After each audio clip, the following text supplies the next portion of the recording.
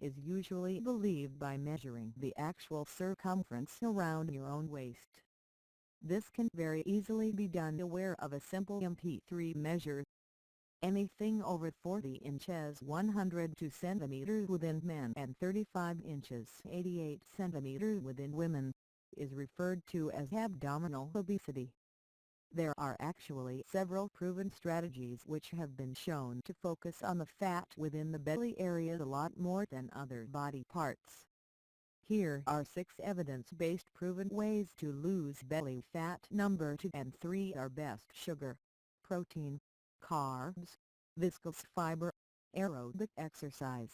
Track your foods. Don't eat sugar, and avoid sugar-sweetened beverages like the plague. Sugar is half glucose, half fructose, and fructose can only be metabolized by the liver in any significant amount. When you eat a lot of refined sugar, the liver gets flooded with fructose, and is forced to turn it all into fat. Some believe that this is the primary mechanism behind sugar's harmful effects on health. It increases belly fat and liver fat, which leads to insulin resistance and a host of metabolic problems. Liquid sugar is even worse in this regard. Liquid calories don't get registered by the brain in the same way as solid calories. So when you drink sugar-sweetened beverages, you end up eating more total calories.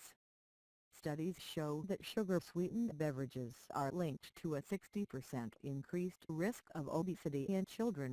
Per each daily serving. Make the decision to minimize the amount of sugar in your diet, and consider completely eliminating sugary drinks. This includes sugar-sweetened beverages, fruit juices, various sports drinks, as well as coffees and teas with sugar added to them. Keep in mind that none of this applies to whole fruit, which are extremely healthy and have plenty of fiber that mitigates the negative effects of fructose.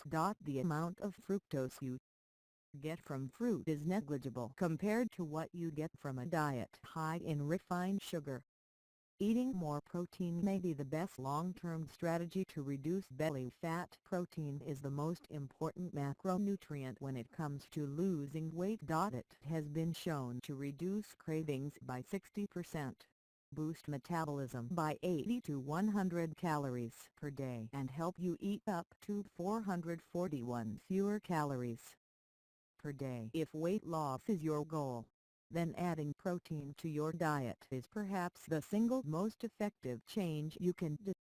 Cut carbs from your diet. Carb restriction is a very effective way to lose fat.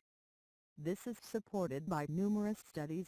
When people cut carbs, their appetite goes down and they lose weight. Over 20 randomized controlled trials have now shown that low-carb diets lead to 2 to 3 times more weight loss than low-fat diets. This is true even when the low-carb groups are allowed to eat as much as they want, while the low-fat groups are calorie-restricted and hungry. Low-carb diets also lead to quick reductions in water weight.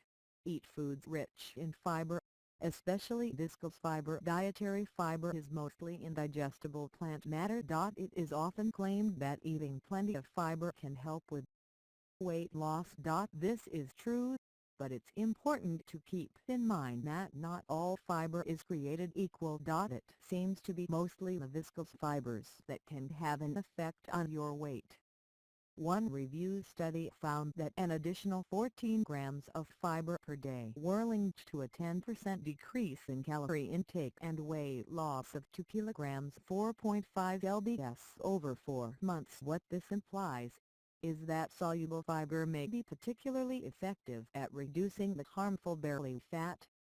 Aerobic exercise is very effective at reducing belly fat. Exercise is important for various reasons. Aerobic exercise like walking, running, swimming, etc. has been shown to cause major reductions in belly fat in numerous studies. It is among the best things you can do if you want to live a long, healthy life and avoid disease.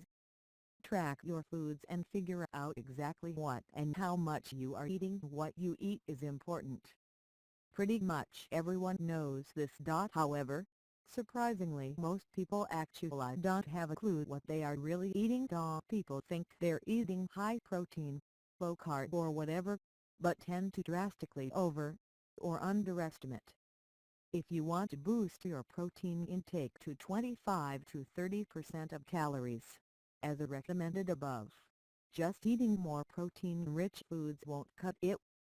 You need to actually measure and fine-tune in order to reach that goal. Need help? Please subscribe my channel for better response.